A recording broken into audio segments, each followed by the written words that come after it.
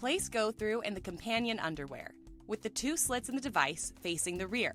Then pull the fabric over top of the drain and check to make sure it's not obstructing the exit.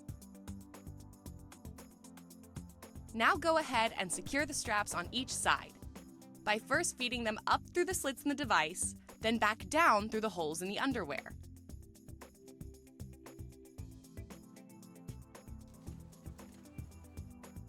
Once both straps are through the underwear, secure them to the Velcro underneath in the back. The Velcro on the straps match up so the device will stay in place correctly. Now with GOthrough intact, go ahead and put on the underwear, pulling it all the way up so the device is snug to your crotch. Then put on the undershorts so the drain is coming through the opening in the crotch of the shorts.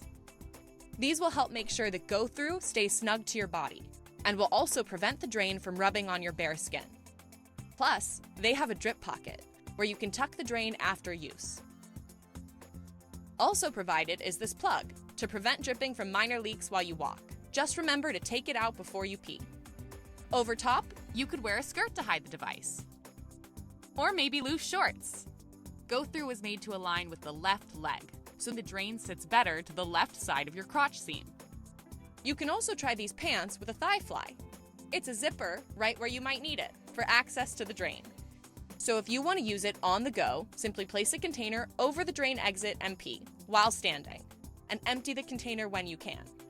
A normal daytime void is about 6 to 10 ounces, but a morning pee is more like 8 to 16 ounces. So be prepared with an ample container.